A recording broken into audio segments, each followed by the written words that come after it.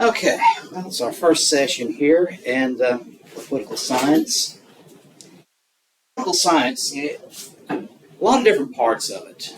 Um, some of it focuses exclusively on foreign policy and international relations. Some aspects looks just at campaigning, and some looks at just the day-to-day administration. Because you think of all the different things that people do every day, part of the government, takes a lot of people, and that's a lot of work. Some people who work in government their whole lives who never run for anything, never have any plans to, and some of them never even voted. Of course, we're kind of touch on all parts of typically a campaign since this is an election year. Now, one thing we're talking about here is be discriminating in your use in your you get your media information from. There's some good sites, media sources that are better than others. So look at the data. Look at where it is. Now, there are several good websites I'd recommend. One of these is electoralvote.com, electoral-vote. One is run by a fellow historian and a computer scientist. What it is, it's some of its commentary on the different political news going on. People commenting back and forth between readers and so forth. Different polls. It started out as a polling aggregator. And this guy here takes the polls that come along and charts them out on the different maps. Now, some polling information he says is better than others. Some of it's so out there that he doesn't use it because there are some pollsters who are deliberately partisan pollsters. Either because they're playing for particular political audiences or because they're working for different campaigns. Now, sometimes the in-depth polling because major campaigns, statewide campaigns, congressional campaigns, presidential campaigns, they hire pollsters. Why do they do that? So they can get an idea of who are their voters, where are their voters at, what are they thinking, how are they reacting to different ads and different talking points.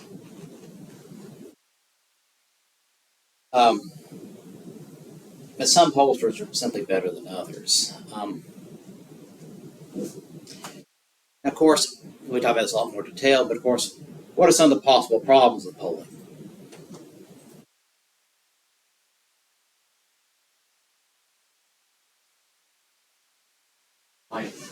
Is that bias? Yes.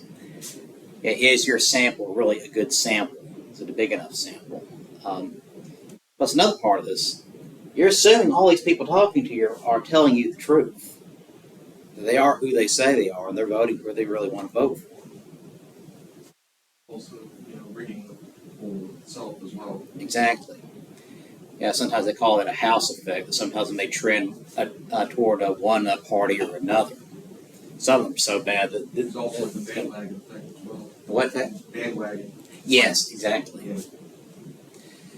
Yeah, it's called that the Bradley effect in polling. Is that people sometimes they vote? They'll tell pollsters who they think that they want for who they think they want to hear, or they may be backing someone else, but are just kind of afraid to tell about it. That was because of a notorious poll in the 1982 California governor's race.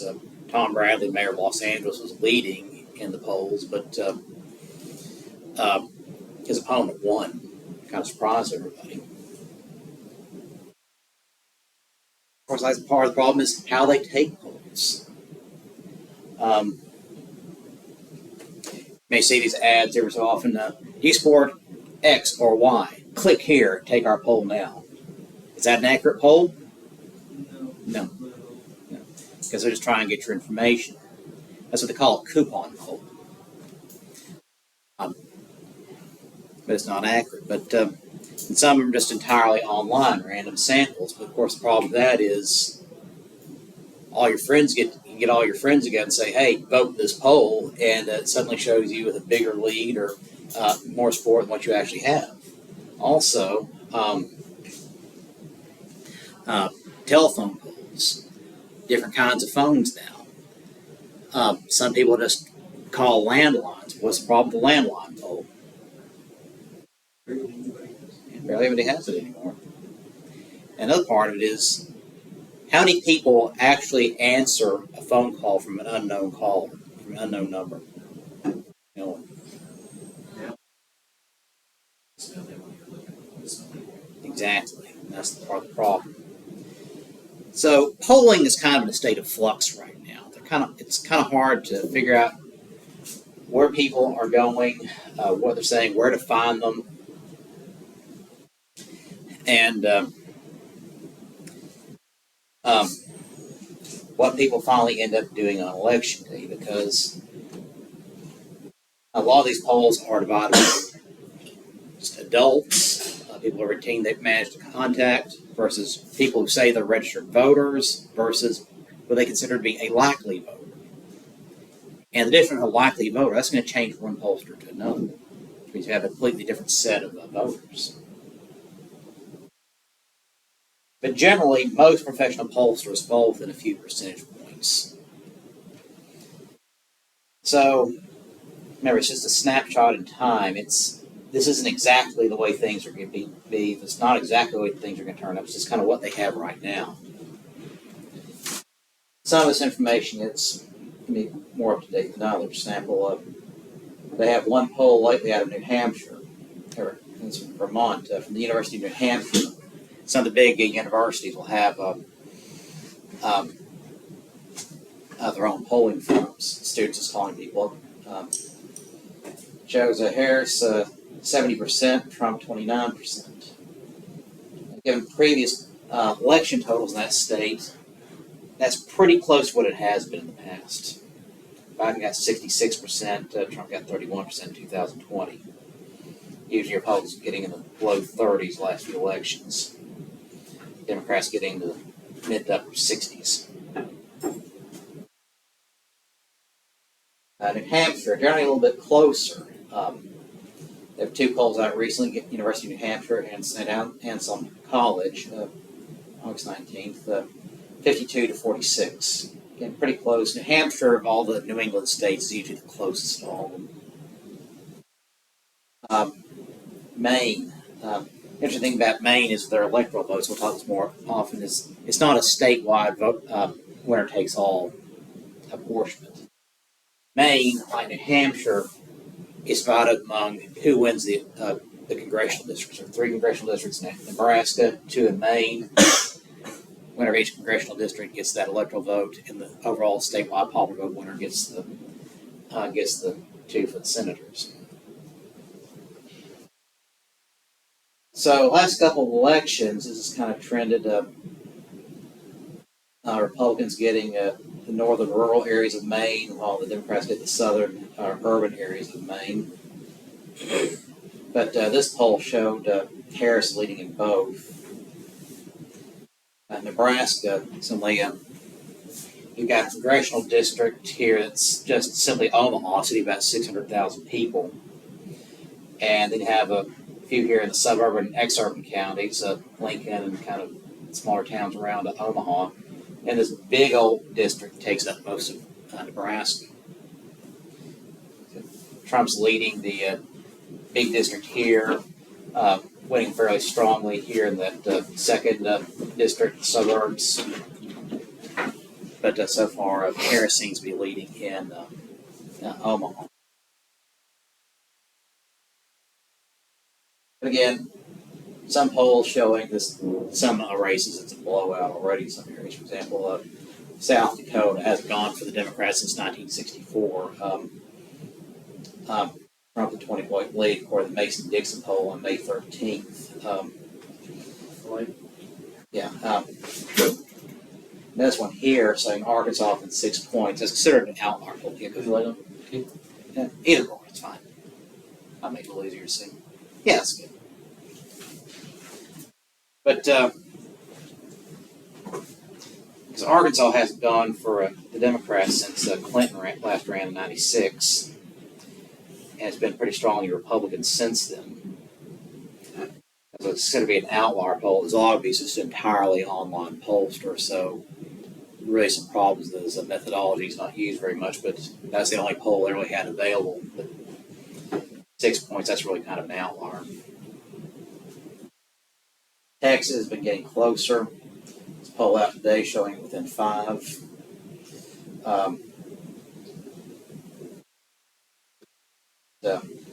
Against states like Kentucky and Tennessee very widely. It's Vanderbilt, University of May 9th, had Trump leading by 20. Virginia, and that's a pretty wide margin. But the election really seems to be lining up here in these states here: Nevada, Arizona, Wisconsin, Michigan, Pennsylvania, North Carolina. Georgia has been a lot closer than this one poll showed. Here's the thing: this is just a snapshot in time. Democrats are having the big political convention this week. That used to basically be where the candidates made their candidates. The tickets were decided. The party leaders got together and decided who was going to be the presidential and vice presidential nominee. That really hasn't been the case since the 1960s. So it's pretty much decided by the voters in the primaries now. But while they still have the conventions, it's a chance to kind of show the country this is who we are in our party. Big pep rally for the party faithful. So the parties get a lot of media coverage out of that, and they really kind of rally up their base voters.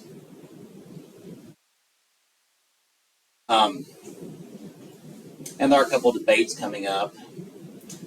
So there can be some things kind of shake things around a little bit, but you got these big events, but also with campaigns, you have the little events in between. Little events that just kind of build up over time. Campaign commercials or news cycles that just keep on seeming to affect a candidate positively or negatively, and that can kind of change the polls a little bit over time. But this is the way it looks right now. Also seems a bit biased because of Yeah. And there are other sites too. This one's a very interesting one. 270towin.com. Yeah, that's what I was just on. It's good. This one's fun because you can kind of play with the make up your own scenarios. The 270 because that's the number of electoral votes it takes to win. You can use your own map. You can see what the consensus is among the different political pundits and everything. I hate commercials. One's Larry Sabato. He's a political scientist at the University of Virginia. That's how he's looking at it all right now.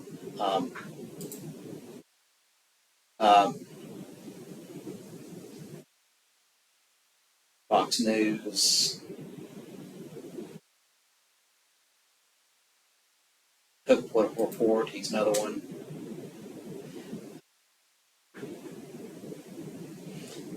But all they're pretty much saying kind of the same thing. Georgia, Arizona, Nevada, Wisconsin, Michigan, and Pennsylvania seem to be the ones we're kind of lining up around. North Carolina could flip. Some of these little congressional districts, Maine 2, Nebraska 2 could flip. In a lot of ways, still kind of early to tell because it's still just 11 weeks out. But like I say, you can kind of play with the results in this one with your different scenarios. What happens if he's get elected here, so forth. Change in electoral votes, and so from one state to another from the last census. That some news on this sometimes. Results from the different primaries they had. They had the presidential primaries already, but some states they have the presidential primaries and their state primaries separate. So Connecticut, Minnesota, Vermont, Wisconsin among them. Hawaii, Florida, and so forth. Of course, this one has some fun ones here.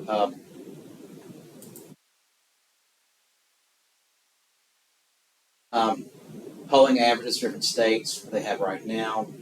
In the last poll, give it to all North Carolina polls. Average of 6 polls they have so far. 1 point race. Harris in the last Survey USA polled by 1. Trump in the Redfield Wilton polled by 3. A few days ago, New York Times had its poll. Harris by 2. Political Report, Harris by 1. Before that, Trafalgar, Trump by 4. Signal, Trump by 3.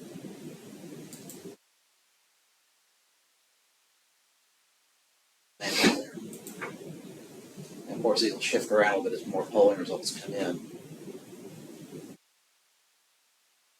Each one president here. Historical elections kind of shows you where the get off here. Electoral votes in different elections. Kind of see the patterns, how they emerge and develop over time. Parties. Okay. See where suddenly they kind of shift around with different elections. Particularly here, after the Civil War, start seeing the South coming solidly Democratic. They used to call the Solid South. And that kind of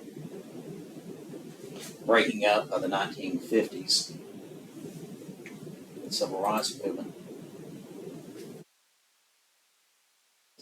Big blowout election for Lyndon Johnson, said he had a big blowout election for Richard Nixon, Reagan, 1984.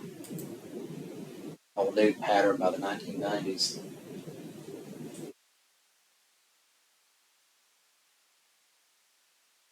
And 538 is their ABC News, 538.com.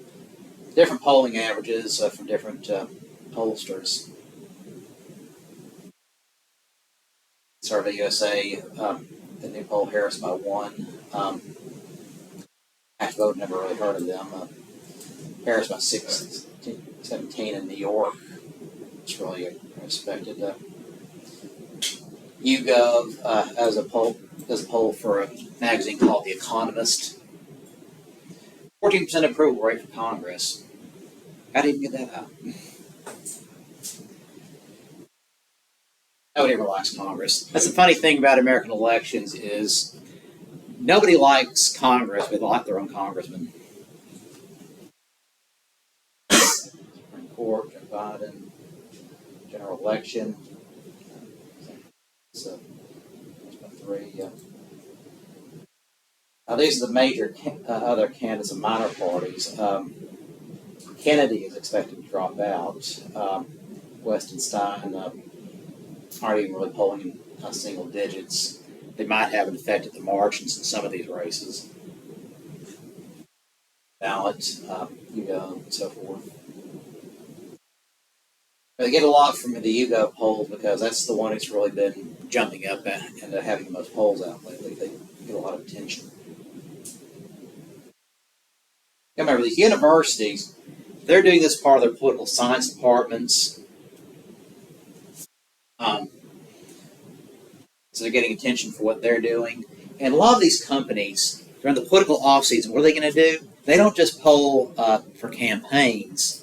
They also poll for big corporations and people doing advertising campaigns and so forth. And so they do a lot of these polls just for publicity, not necessarily for any campaign. Sometimes they're hired by a media outlet, for example, The Economist. Sometimes TV stations and so forth. So one thing about 530 is they say who's paying for it when they can figure it out. Democratic funded, Republican funded campaign poll. and so forth. York House race, Republican leading by 5 in the New York 17. Notice likely voters here, adult, registered voter, likely voter. And you can see favorability over time. Generic ballot, as they call it, who's leading. All things being equal, would you rather vote for a Democrat or Republican? It's kind of gone back and forth a lot in this campaign. Right now, Democrats up a little bit.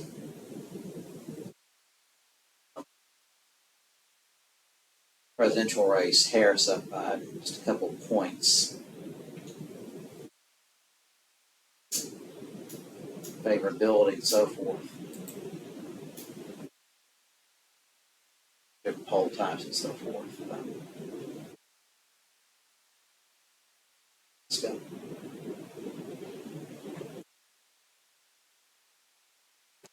Last poll from Alaska was back in April. Trump at 23 at that point.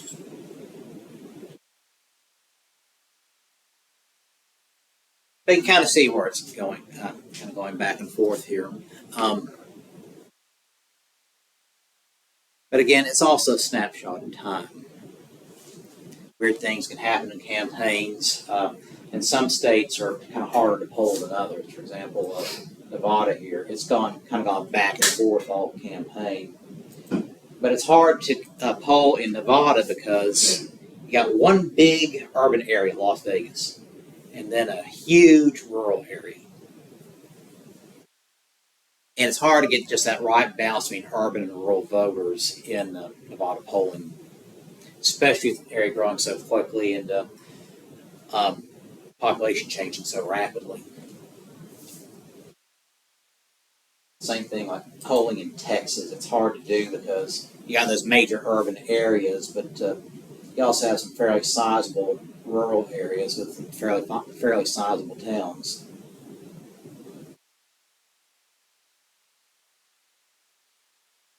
Which one? This one?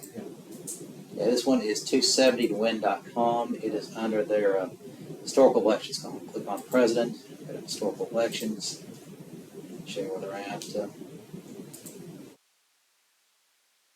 Part of Ford election here. Example 4. Time a little bit.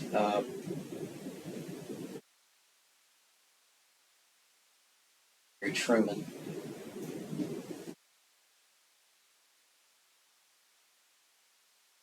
The thing is, voting patterns change over time because people change over time. Populations change over time. In Missouri, Iowa, once very strongly Democratic. Kentucky, Tennessee, very strongly Democratic. Arkansas is the most solid of the solid South, always voted for the Democrats.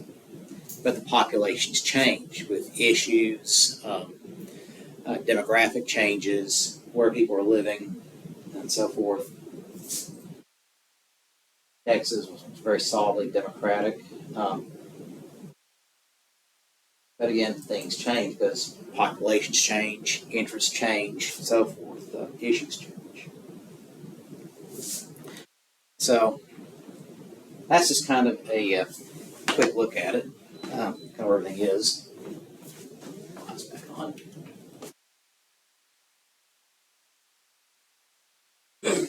And no commentary on that. That's just where the numbers are.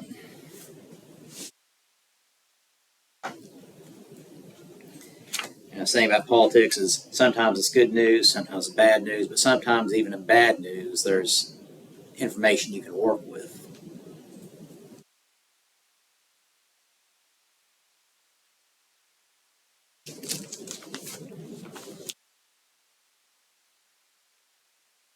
But of course,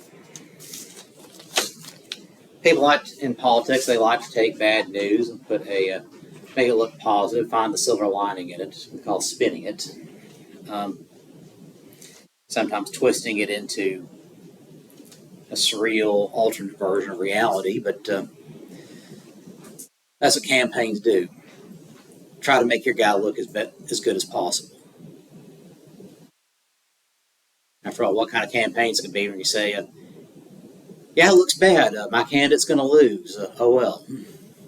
You don't do that. No, you're not projecting confidence, the idea of a winner. Because some of this is psychological. Some of it is a mind game. Try to get in the other guy's head. Try to get him to change tactics. Try to catch him off guard. And yes, you try to play to certain kinds of emotions with your voters. Some like inspiring them, some like scaring. Some try to have issues that scare them. Some try to make them angry.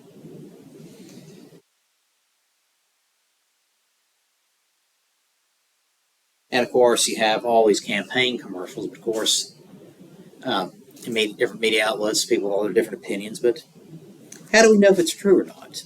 How do we know the information we have is accurate? So to be a good scholar, you have to have take a careful look at the news.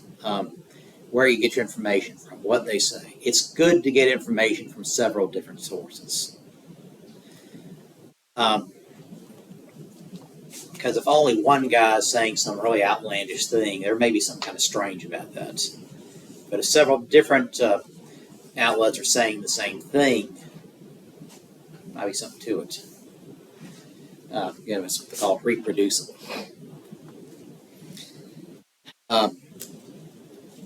You got to remember one thing about the internet is if you have $20 and much spare time in your hands, you can put absolutely anything on the internet.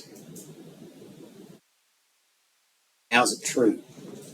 I'll hand out here.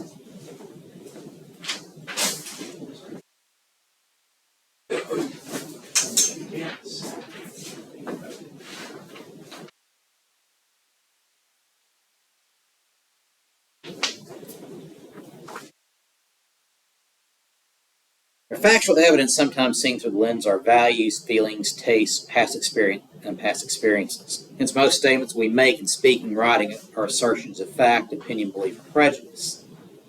So, what is fact and what is opinion? How do we know if it's true? Well, for one thing, a fact is verifiable. We determine whether it is true by researching the evidence.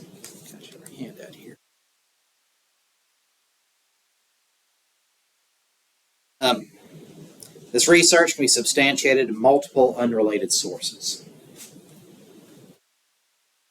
Yeah, some news stories, it comes down to a he said, she said thing. This campaign said this, the other campaign said that. Now, bad reporting will say, okay, this side said this, the other side said that, and leave it at that. That's bad reporting. You don't just simply, in your reporting, you don't simply just take everybody's word for it. You dig.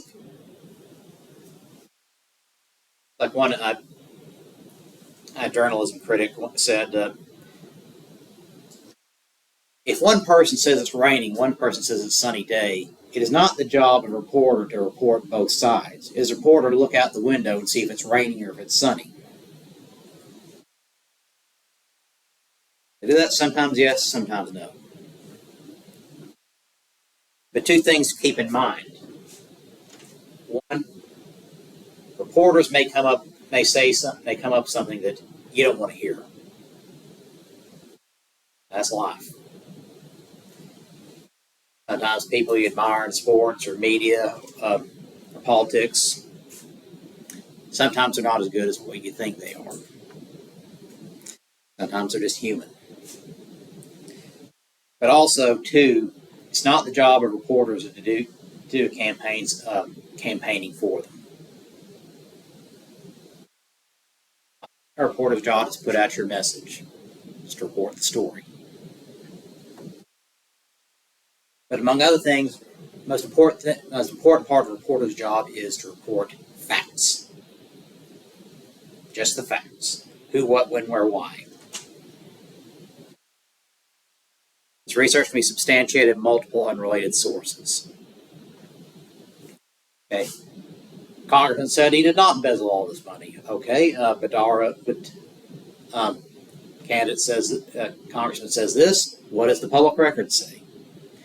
Well, public record said he's traditionally been opposed to, traditionally been supportive of anti-corruption efforts. Bank records say the guy's lying, or the bank records say the guy's telling the truth, or bank records he showed us are fraudulent, made up. It could be any of those. But again, it can be substantiated in multiple unrelated sources. This may involve numbers, dates, documentation, testimony. Example, World War II ended in 1945. That is a verified fact. It can be verified from multiple unrelated sources. You've got all sorts of documentation from all the armies in the conflict saying the war ended in 1945. You've got eyewitnesses. You've got independent reporters. You've got neutral nations all saying World War II ended in 1945, period. That's a verifiable fact. Truth of the fact is beyond argument. One can assume the measuring devices, records, or memories are correct. But if you got all these people saying the same thing, it comes down to, yeah, that is a fact. That is what happened. There's no mass delusion, no mass conspiracy. This is just the way it is. Now, facts provide crucial support for the assertion of an argument. Now, if facts by themselves are worthless unless we can put them in context, draw conclusions, and thus give them meaning. War II ended in 1945. What does that mean? It means a huge conflict was finally ended at this time. So if we dig further, what was World War II? A global conflict that involved dozens of nations, left 70 million dead.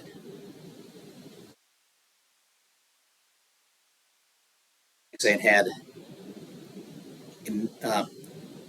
incredible effects for decades afterward.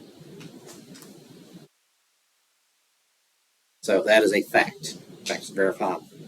Now versus opinion. Opinion's a judgment. The attempt to draw a reasonable conclusion from factual evidence. This is just an example here. Millions of people go without proper medical care, so you form the opinion the country should institute national health insurance, even though it costs billions of dollars. We need national health insurance. That's not a fact. That's an opinion. May have somebody else say, no, there are better uses of our tax dollars, or no, we can achieve what we need with problems in healthcare by other means. Opinions. Opinions coming from the fact that millions of people go without proper health care.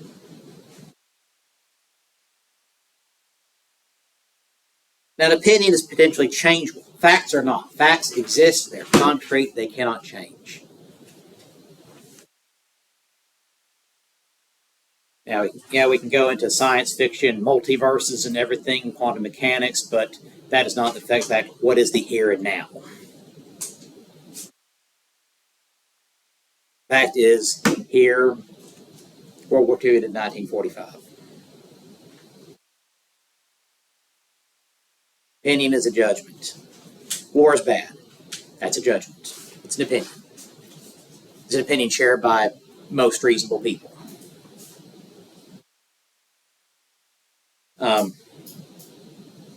But opinions are potentially changeable. And depending on how the evidence is interpreted, depending on your values, depending on your priorities.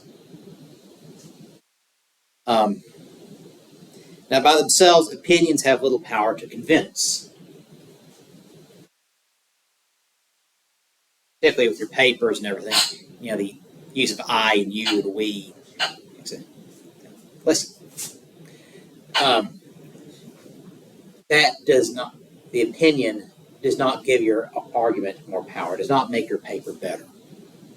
Just give the facts. Let your facts do the talking for you.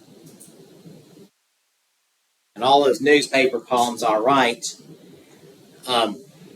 my saying, my opinion is this. Are all those people and all those dozens of newspapers going to care what my opinion is? No. Why do they read my columns? Because I tell an interesting story based on the facts, not an opinion.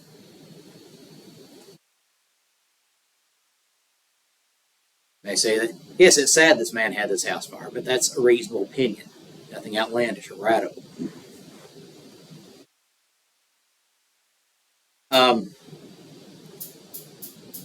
But an opinion is a judgment. Remember, an opinion does not make a fact untrue. Not liking facts does not disprove their existence. They exist or they don't.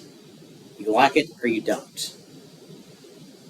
You have an opinion what you should do because of this fact, or you don't. But the fact still exists. So in writing, let the evidence speak for itself. Facts convince, opinions illustrate. Now, you can have your opinions in an essay, but what we're looking for here is looking for research. What are the facts? What's the information? Suppose you're working for a campaign. You're working for your favorite candidate. You're writing a position paper. These are the facts. This is what people think about it. Same thing with polling information. These are what people think right now within a reasonable margin of error.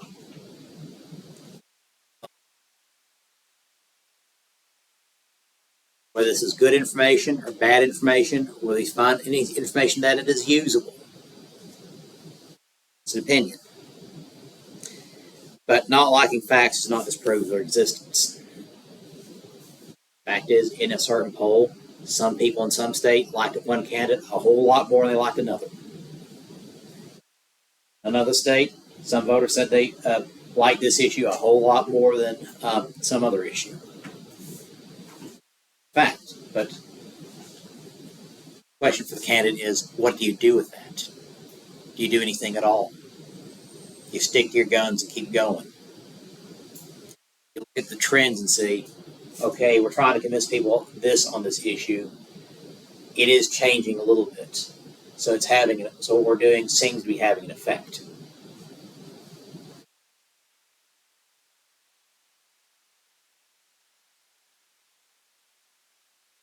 So remember, in writing, let the evidence speak for itself. Facts convince. Opinions illustrate. Now, what is a belief? That's different from an opinion. Actually, it's different. It's a conviction based on cultural or personal faith, morality, or values. Statements such as, let's say, capital punishment is legalized murder. They're often called opinions because they express viewpoints, but they're not based on facts or other evidence. They cannot be disproved or even contested in a rational or logical manner. It's an emotional assertion. Some people believe capital punishment is wrong. So based on those values and beliefs, they'll say it's legalized murder. It's a belief, not an opinion. Some people like saying taxation is theft. Well, it's a belief, not an opinion. But it's based on a personal idea of personal morality, personal conviction. They cannot be disproved or contested in a rational or logical manner. But since beliefs are inarguable, they cannot serve as the thesis of a formal argument. Emotional appeals can, of course, be useful if you happen to know that your audience shares those beliefs. That you walk in, you can read a room and say, they think this. Walk into a room in Arkansas during fall, you can say, I love the Razorbacks, I think they're the best team ever. Even though the facts say, no, they're losing badly again. But the belief is, the conviction is of Arkansans that we love our Razorbacks, rain or shine. And you can walk into certain rooms, say something great about the Razorbacks, and they'll be behind you. Again, because of belief, because of emotional appeal.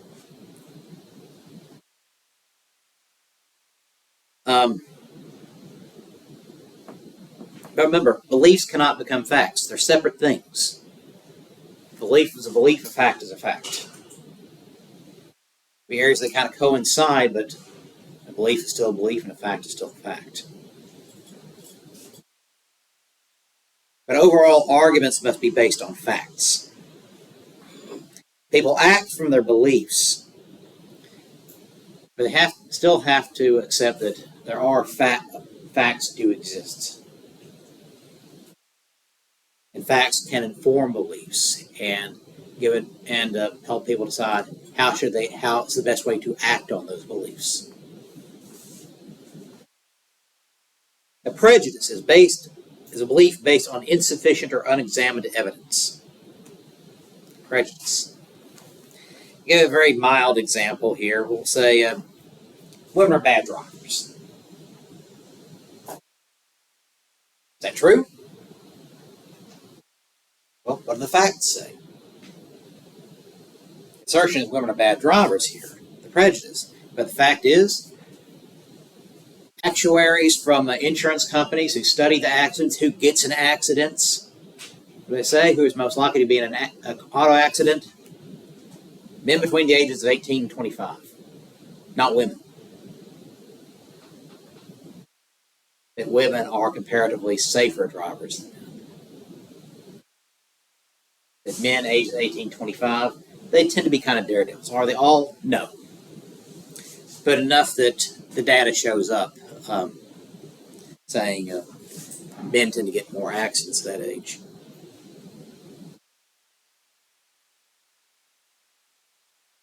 But unlike a belief, a prejudice is testable, like this one we just asserted here. It is testable. The evidence says, no, it's not true. We can test and disprove on the basis of facts. But we often form prejudices or accept them from others. Sometimes we form prejudices and biases subconsciously. We hear these things kind of in the background our whole lives. We don't really think about it. But slowly it's being internalized, slowly it's being processed, and suddenly we're in a situation we have to confront that prejudice, and we find, well, I think something horrible about certain people. You think that's a horrible thing, and some people think, I don't have a problem with that.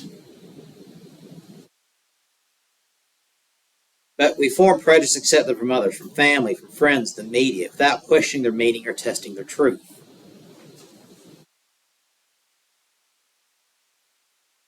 I'd say a lot of families may hear things offhanded, profane things our whole lives, just not think anything about it. I think, oh, that's just Uncle Fred being Uncle Fred.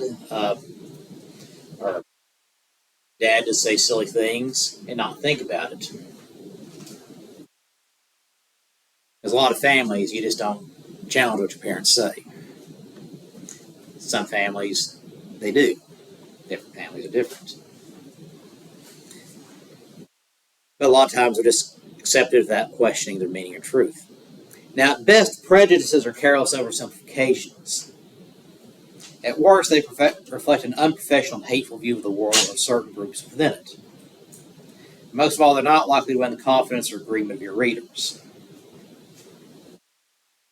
You may think things about a certain group and just have a very hateful attitude toward them. But here's the thing about prejudices. They can get you fired. You don't come into your workplace with a professional attitude that is everyone is entitled to respect, whether I agree with them or not, whether or not we share the same race, nationality, political belief, religious belief, or anything like that. I still need to treat them with courtesy and respect. Because otherwise, the company you work for could face a massive lawsuit, and you could be on the unemployment line. Practical aspect of it. But also, you don't want to be that guy at the office.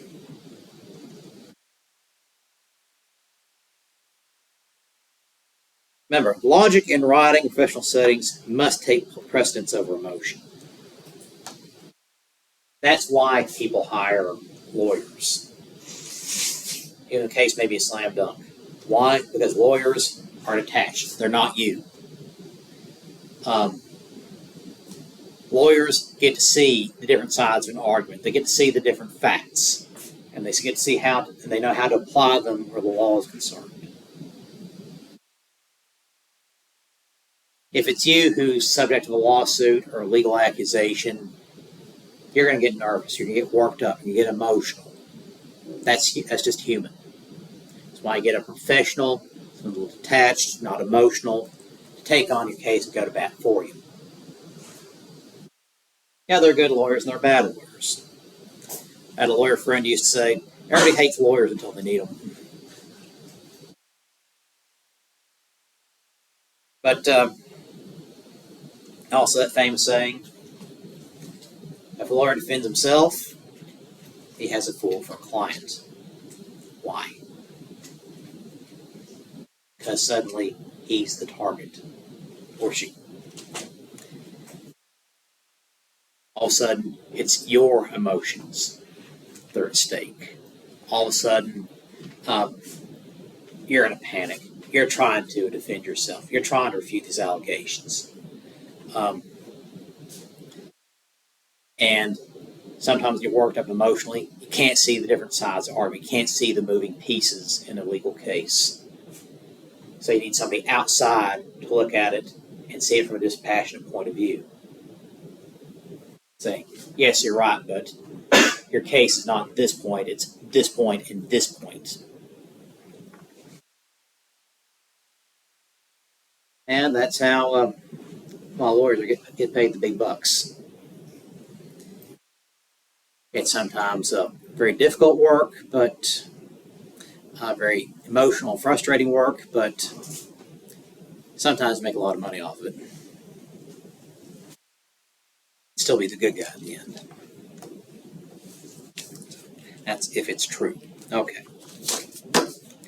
Logical fallacies.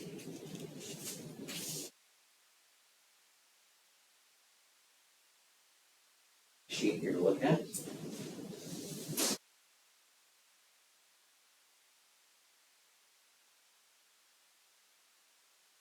Okay. Now, logical fallacies are common errors in reasoning that will undermine the logic of your argument. Fallacies can be either illegitimate arguments or irrelevant points. That is, sometimes you just have the wrong information. Sometimes somebody tries to distract you with another argument, the famous what about argument. That has nothing to do with it. And sometimes emotional appeals. Emotional appeals and illegitimate arguments that kind of blunt logic and logical perception.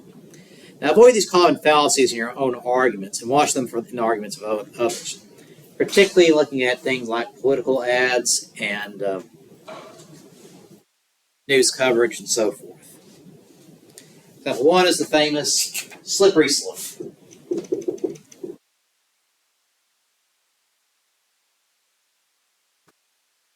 This is a conclusion based on the premise that if A happens, then eventually, through a series of small steps, B, C, X, Y, Z will happen too. Basically, A equals Z.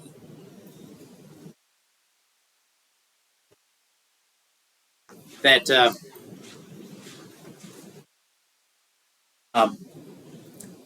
if we ban Hummers because they're bad for the environment, eventually the government will ban all cars, so we should not ban Hummers. It's because of one thing means, in the end, everything's going to be gone. We shouldn't push for energy conservation because in the end, the government's going to want us all to have no electricity at all. Not true. Again, a slippery slope argument.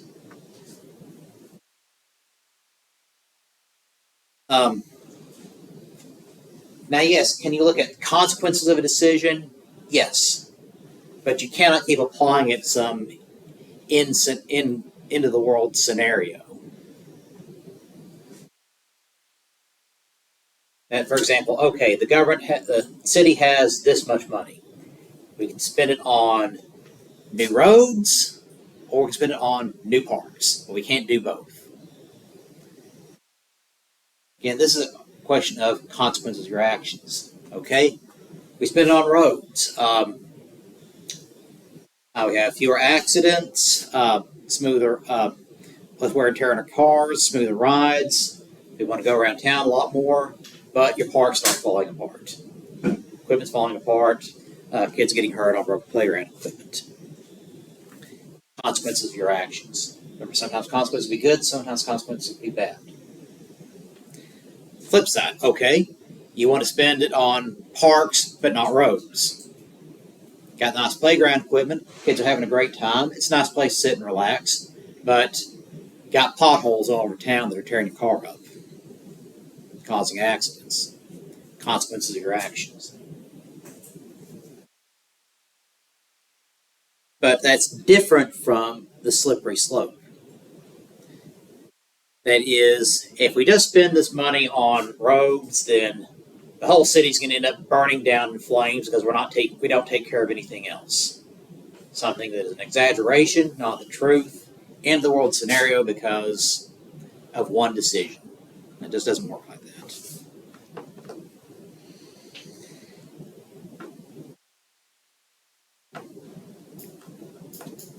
So, in this example here, the author is equating banning Hummers with banning all cars, which is not the same thing.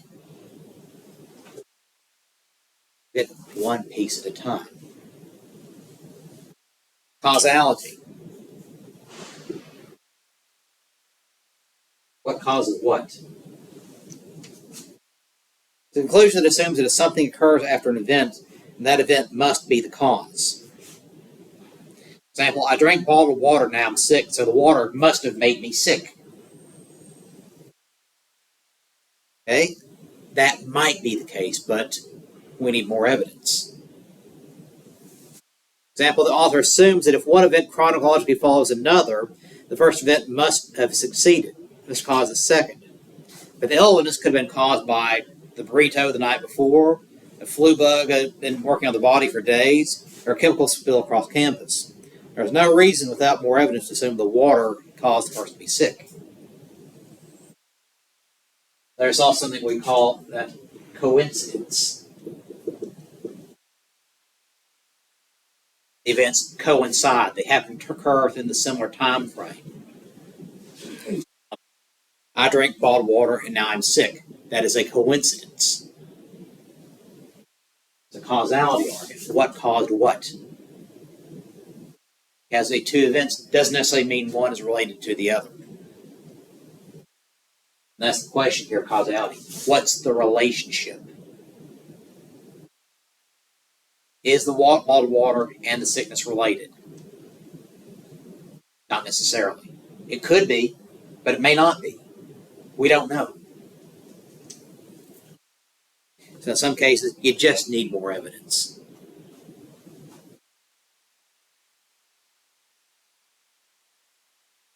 Yeah, that chicken tasted funny. Maybe that has more to do with me being sick. I don't know. More evidence, more causality. But what is the coincidence? What isn't? Begging the claim.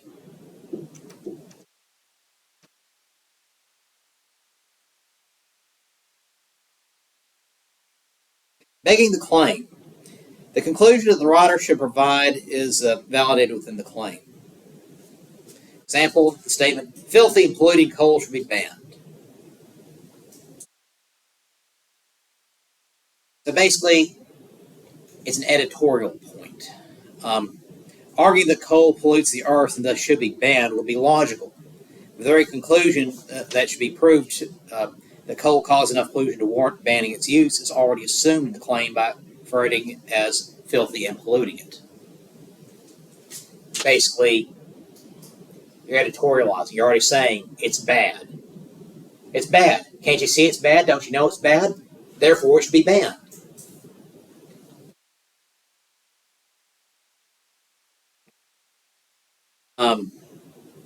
Again, let the facts do the talking. Be logical. Show your evidence. Because in the end, that's all you got.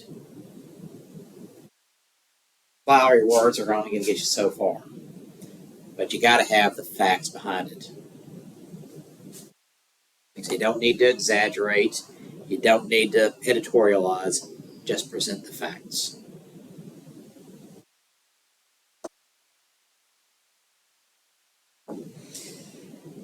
And you'll see begging the claim a lot with political commercials. Awful human being candidate X wants to do this. Why would you trust him with your vote? You see that all the time. This is an awful person. We don't need to say anything else because you already know this is an awful person. Therefore, don't vote for him.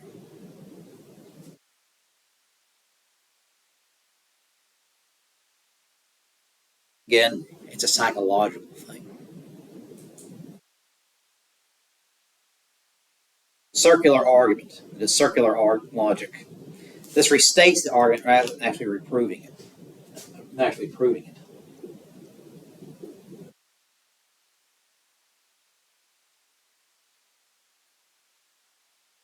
Just goes in a circle. A little airtight circle that allows no information in. Nothing get into it. John Smith is a good communicator because he speaks effectively.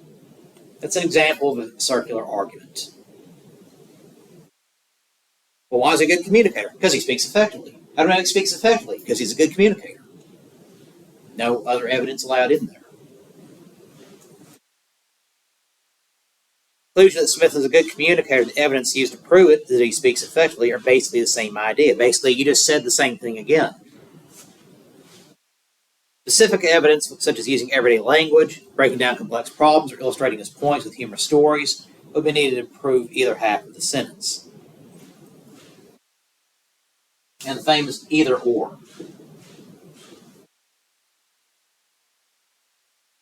Conclusion oversimplifies the argument by reducing it to only two sides or two choices. These are the only choices you have, this or this. Example, we can either stop using cars or we can destroy the earth. Again, those aren't the only options. Obviously.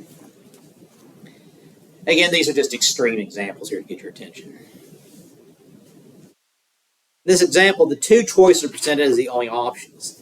Yet the author ignores a range of choices in between, such as developing cleaner technology, car sharing systems for necessities and emergencies, better community planning to discourage daily driving, mass transit. And also the other obvious solution, let's move to another planet.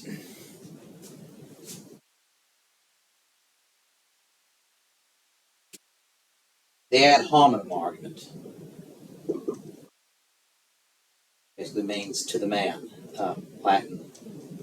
It's an attack on the character of a person rather than his or her opinions or arguments. It's also called the shooting the messenger argument. Witnesses of convicted felons whose testimony about the prison riot is wrong. Example, the author doesn't even discuss the facts. Instead, the author attacks the character of the individual. Who cares, this guy says? He's a convicted felon. So what would he know about prison riots?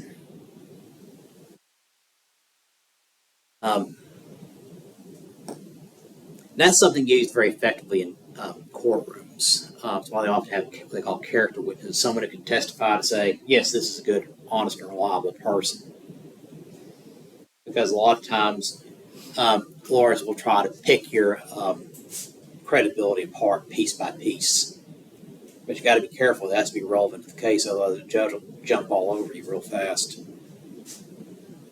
Thank you.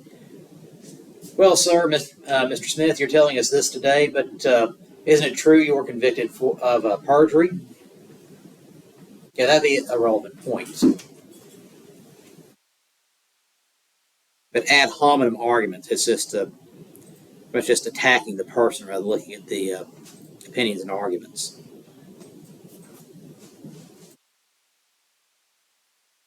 Bandwagon appeal. Everybody wants to be on the bandwagon. People like being part of the crowd. They like being on the end group. They want to be part of the winning team. That's where the bandwagon appeal comes in. Again, it's a psychological argument. It's appeal that presents what most people or a group of people think in order to persuade one to think the same way, or everybody's doing it. Example, if you're a true American, you would support the rights of people to choose whatever vehicle they want. Bandwagon appeal. Or, all the cool kids have their own cars. Why don't you want a car? Again, bandwagon appeal. It's also a subset of the bandwagon appeal argument called the True Scotsman argument, from a famous statement someone made years ago. Basically, if you're a true Scotsman, then you'd want to do this. In this case, if you're a true American, you want this. An example, the author equates being a true American, a concept people generally want to be associated with, particularly in the United States, particularly in a time of war, with allowing people to buy any vehicle they want, even though there is no inherent connection between the two. Lots of great Americans never had cars. Is that what made them great Americans or true Americans? No. Abraham Lincoln never drove a car, even though they named one after him. Thomas Jefferson never drove a car. Ben Franklin never drove one. They can say they're true Americans, they're good Americans. We also have a lot of bad Americans who drove cars too. Bonnie and Clyde, they drove a car. Yeah, it's a bullet-riddled remains are in a museum, I think in Texas. Check me on that.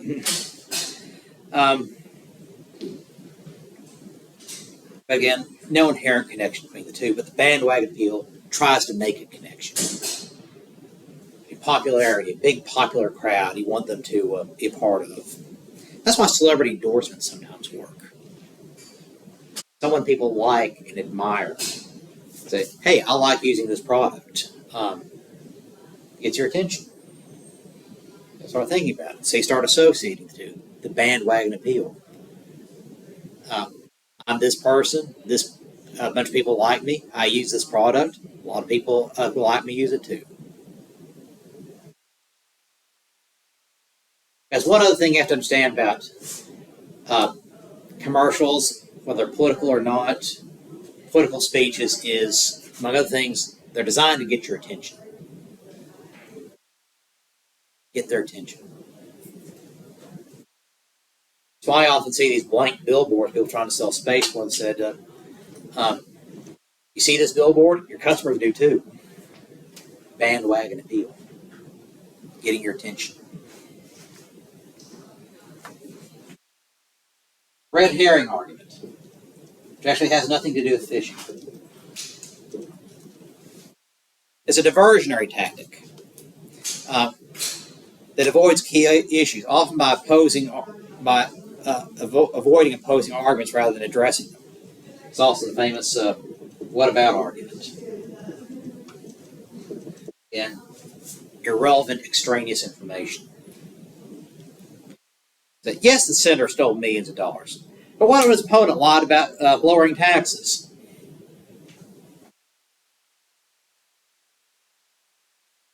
So yes, my opponent was convicted of being an axe murderer, but my opponent got a speeding ticket.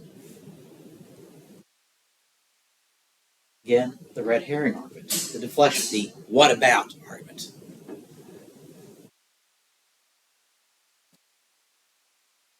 The example, the author switches the discussion away from the character of the senator and instead discusses another topic, specifically his opponent's political record. And you see that a lot. Classic argument on Facebook and Twitter. It's, well, what about? What about? What about? Ignoring the main topic. Now, an emotional argument, emotional discussion, the red herring argument does work because it deflects the argument. People start change their attention from this to this. But in a research paper, legal filing, professional setting, you have to stick to the argument, stick to the facts.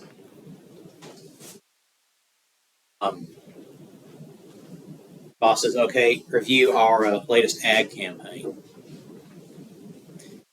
You say, this is what our ad campaign is doing.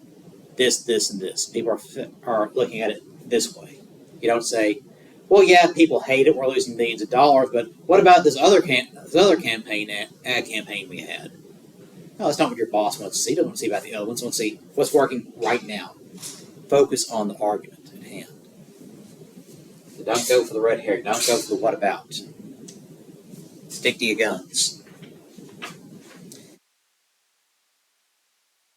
Straw man argument. A little different from ad hominem. Ad hominem.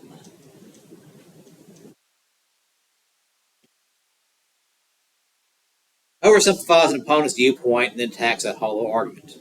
Example, people who don't support the proposed state minimum wage increase hate the poor.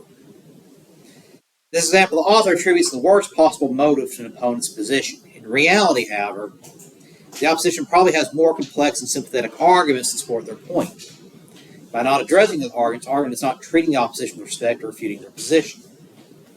It's famous online. Everybody I don't like is a Nazi argument. See, you want the government to do this or you don't want to do that? You must be a Nazi. You're a communist, a socialist. That's a straw man argument. It's not logical. It could be funny, but no, it's not a logical argument. Again, stick to the facts with your writing. Moral equivalence.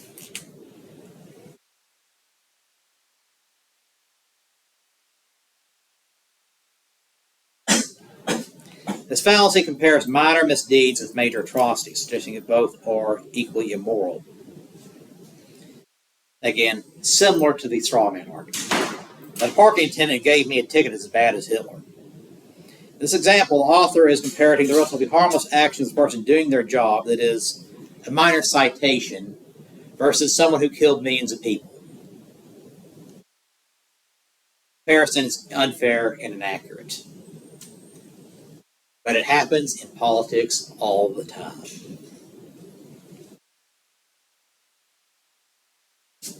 You want to feed hungry kids? You monster. It all the time.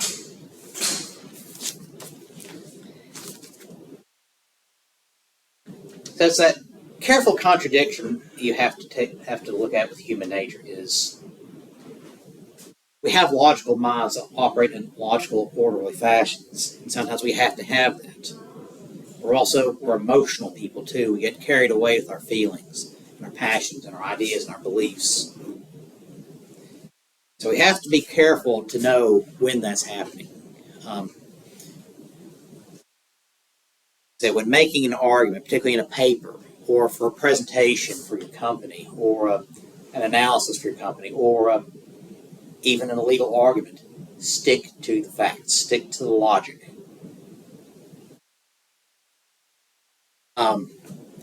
Except emotional appeals, they can help when you're selling something.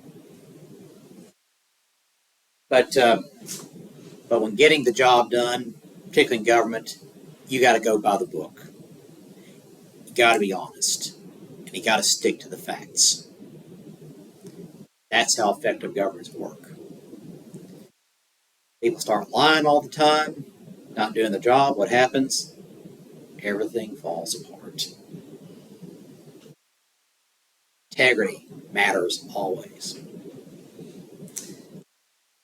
So always stick with the facts.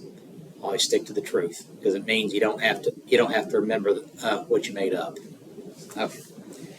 Keep looking at chapter 1 for next time. Been a good session. We'll see y'all next time.